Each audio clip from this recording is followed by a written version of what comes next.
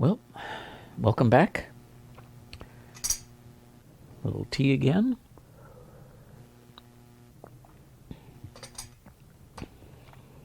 And a treat.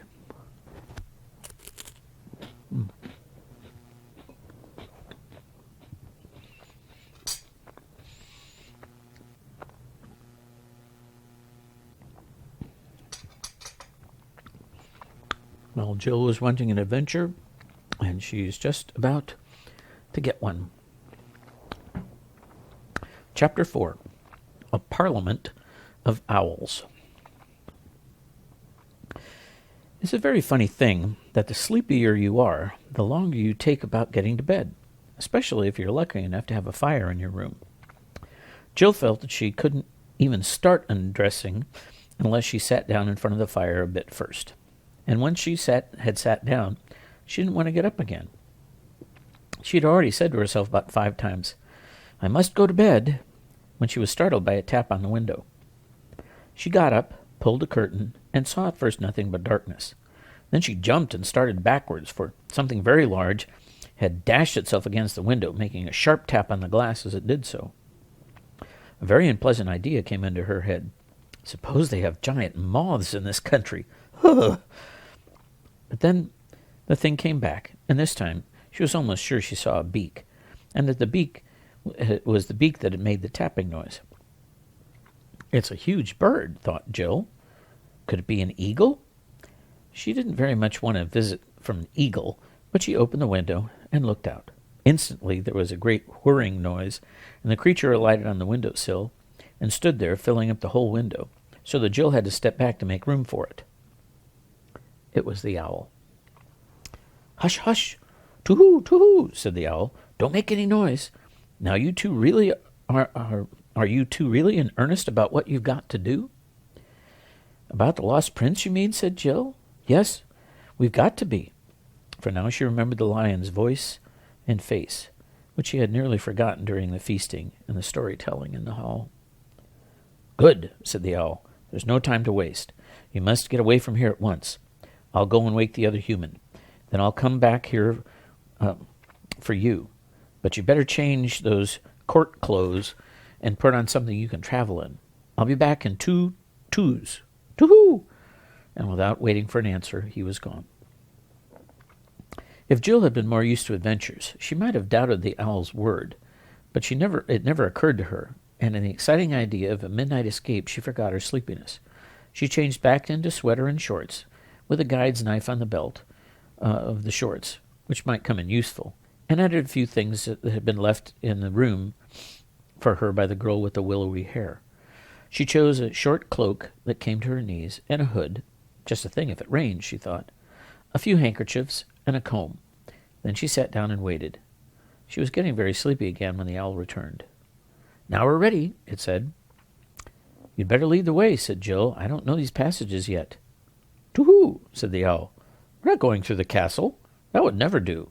You must ride on me. We shall fly." "Oh," said Jill, and stood with her mouth open, not much liking the idea. "Shan't I be far too heavy for you?" "Too-hoo, too-hoo! Don't be a fool.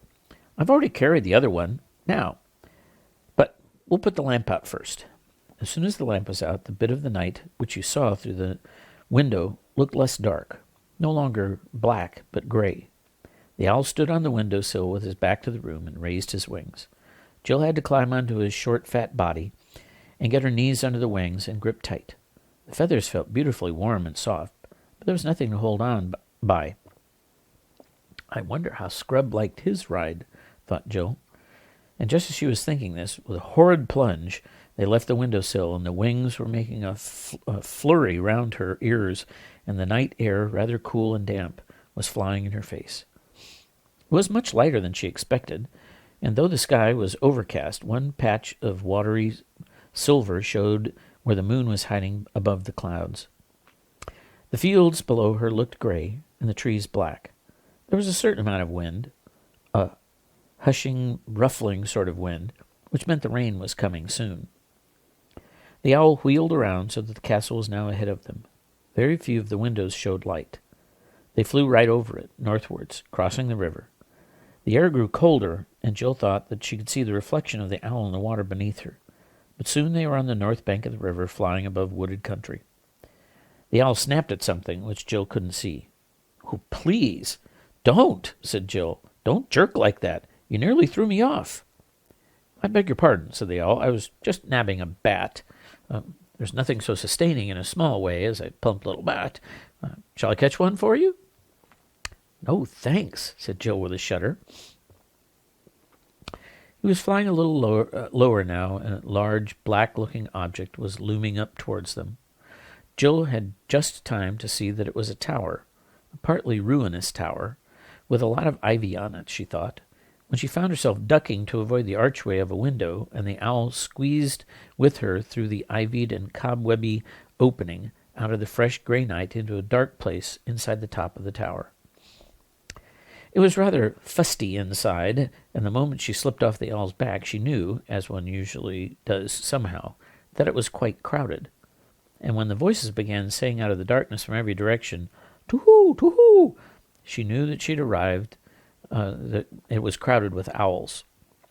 She was rather relieved when a very different voice said, "Is that you, Pole?"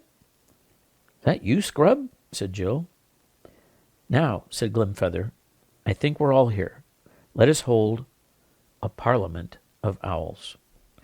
"Too-hoo, too-hoo, true for you. That's the right thing to do," said several voices. "Half a moment," said Scrub's voice. "There's something I want to say first." Do, said the owls, and Jill said, "Fire ahead." "I suppose all of you chaps, owls, I mean," said Scrub, "I suppose you all know that King Caspian X in his young days sailed to the eastern end of the world. Well, I was with him on that journey, with him and Reepicheep the mouse and the Lord Drinian and all of them.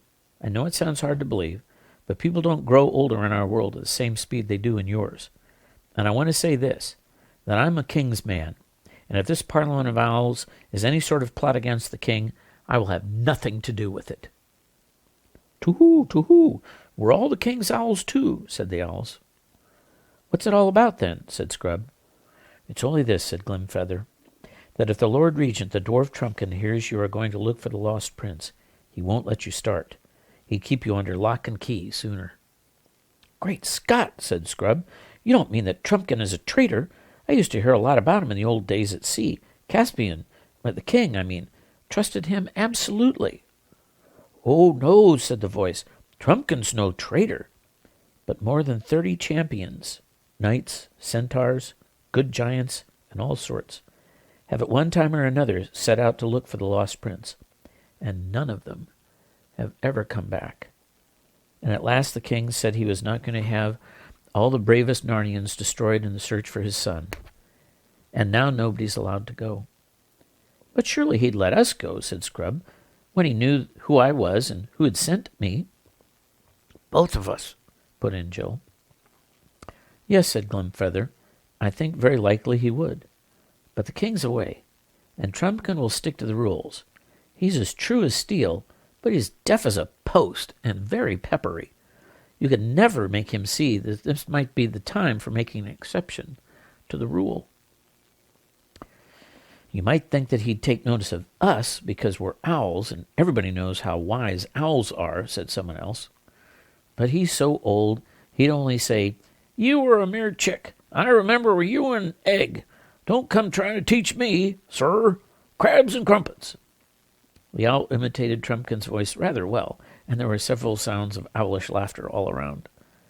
The children began to see that the Narnians all felt about Trumpkin as people feel at school about some crusty teacher whom everyone's a little afraid of, and everyone makes fun of, and nobody really dislikes. "How long will the king be gone? How long is the king going to be away?" asked Scrub. "If only we knew," said Glimfeather. "You see, there's been a rumor lately that Aslan himself has been seen in the islands, in Terabithia, I think it was, and the king said that he would make one more attempt before he died to see Aslan face to face again, and ask his advice about who is to be king after him. But we're all afraid that if he doesn't meet Aslan in Terabithia, he'll go on east, to 7 Isles and the Lone Islands, and on and on. He never talks about it, but we all know that he has never forgotten the voyage to the world's end. I am sure in his heart of hearts he wants to go there again." "Then there's no good waiting for him to come back?" said Jill. "No good," said the owl. "Oh, what a to-do. If only you two had known and spoken to him at once. He'd have arranged everything, probably given you an army to go with you in search of the prince." Jill kept quiet at this and hoped Scrub would be sporting enough not to tell the owls why that hadn't happened. He was, or very nearly. That is, he only muttered under his breath, "Oh, it wasn't my fault," before saying out loud, "Very well, we'll have to manage without it. But there's just one thing more I need to know. If this Owl's Parliament, as you call it, is all fair and above board and means no mischief, why does it have to be so jolly secret, meeting in a ruin in the dead of the night and all that?" "To-hoo, to-hoo," hooted the several owls. "Where should we meet? When would anybody meet except at night?" "You see," explained Glimfeather, "most of the creatures in Narnia have such unnatural habits. They do things all day in broad, blazing sunlight. Ugh! When everyone ought to be asleep. And as a result, at night they're so blind and stupid they can't get a word out of them. So we owls have gotten in the habit of meeting at sensible hours, on our own, when we want to talk about things." "I see," said Scrub. "Well, now, let's get on. Tell us all about this lost prince." Then an old owl, not Glimfeather, related the story. "About 10 years ago it appeared, when Rilian, the son of Caspian, was a very young knight, he rode with the queen his mother on a May morning into the north parts of Narnia. They had many squires and ladies with them, and they all wore garlands of fresh leaves on their heads, and horns at their sides. But they had no hounds with them, for they were maying, not hunting. In the warm part of the day there came a pleasant glade, where a fountain flowed freshly out of the earth, and there they dismounted and ate and drank, and were merry. After a time the queen felt sleepy, and they spread cloaks for her on the grassy bank, and Prince Rilian with the rest of the party went a little away from her, that their tales and laughter might not wake her. And so presently a great serpent came out of the thick wood and stung the queen in her hand. All heard her cry out and rushed forward, and Rilian was the first at her side. He saw the worm gliding away from her and made it after it with his sword. It was great, shining, and as green as poison, so that he could see it well, but it glided away into thick bushes, and he could not come at it. So he returned to his mother and found them all busy with her. But they were busy in vain, for at the first glance of her face Rilian knew that no psychic in the world would do her good. As long as life was in her, she seemed to be trying hard to tell him something, but she could not speak clearly, and whatever her message was, she died without delivering it. It was then hardly 10 minutes since they had heard her cry. They carried the dead queen back to Cair Paravel, and she was bitterly mourned by Rilian and the king, and all Narnia. She had been a great lady, wise and gracious and happy, King Caspian's bride, whom he had brought from the eastern end of the world, and men said that the blood of the stars flowed in her veins. The prince took his mother's death very hard, as well he might. After that he was always riding in the northern marches of Narnia, hunting for that venomous worm, to kill it and be avenged. But no one remarked much on this, though the prince came home from those wanderings looking tired and distraught. But about a month after the queen's death, some say they could see a change in him. There was a look in his eyes as a man who has seen visions, and though he would be out all day, his horse would not bear the signs of hard riding. His chief friend among the old courtiers was the Lord Drinian, who had been his father's captain on the great voyage to the eastern part of the world. One evening Drinian said to the prince, "Your Highness must soon give up seeking the worm.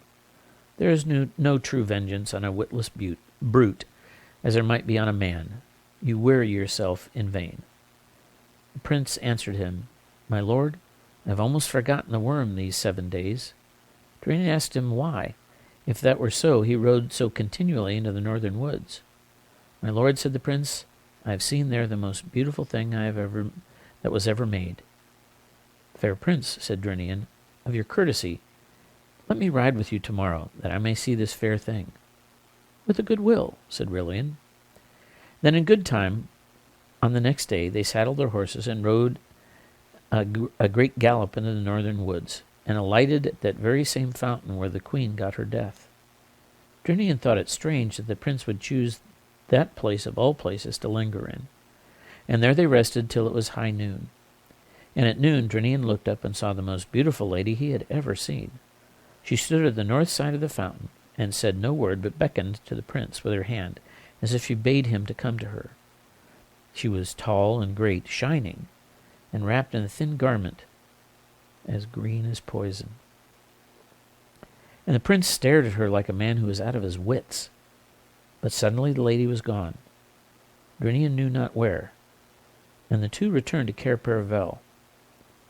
It stuck in Drinian's mind that that shining green woman was evil.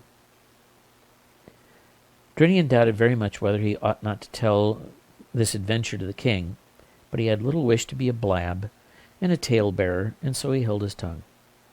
But afterwards he wished he had spoken. For the next day Prince Rilian rode out alone. That night he did not come back, and from that hour no trace of him was ever found in Narnia, nor any neighboring land, and neither his horse, nor his hat, nor his cloak, nor anything else was ever found.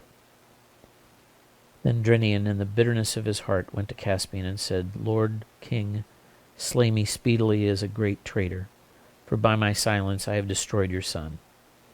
And he told him the story. Then Caspian caught up a battle-axe and rushed toward the Lord Drinian to kill him, and Drinian stood as still as stock for the death blow. But when the axe was raised, Caspian suddenly threw it away and cried out, I have lost my queen and my son. Shall I lose my friend also? And he fell upon the Lord Drinian's neck and embraced him, and both wept, and their friendship was not broken. Such was the story of Rilian. And when it was over, Jill said, I bet that serpent and the woman were the same person. True, true. We think the same as you, hooted the owls. But we don't think she killed the prince, said Glimfeather, because no bones. We know she didn't, said Scrub. Aslan told Pole he was still alive somewhere. That almost makes it worse, said the oldest owl. It means she has some use for him, and some deep scheme against Narnia. Long, long ago, at the very beginning, a white witch came out of the north and bound our land in snow and ice for 100 years, and we think this may be one of the same crew. Very well, then, said Scrub. Pole and I have got to find the prince. Can you help us? Have you any clue, you too? Asked Glimfeather. Yes, said Scrub. We know we've got to go north, and we know we've got to reach the ruins of a giant city. At this there was a greater toohooing than ever, and noises of birds and shifting their feet and ruffling their feathers, and then all the owls started speaking at once. They all explained how very sorry they were that they themselves could not go with the children on their search for the lost prince. You'd want to travel by day, and we'd want to travel by night, they said. It wouldn't do. One or two owls added that even here in the ruined tower it wasn't nearly so dark as when they had begun, and the Parliament had been going for quite long enough. In fact, the mere mention of a journey to the ruined city of giants seemed to have dampened the spirits of those birds. But Glimfeather said, if they want to go that way, into Ettonsmoor, we must take them to one of the Marshwiggles. They're the only people that can help much. True, do, said the owls. Come on, then, said Glimfeather. I'll take one. Who'll take the other? It must be done tonight. I will, as far as the Marshwiggles, said another owl. Are you ready? Said Glimfeather to Jill. I think Pole's asleep, said Scrub. That's the end of the chapter. Tomorrow we get to meet a marshwiggle. Hope you have a good night.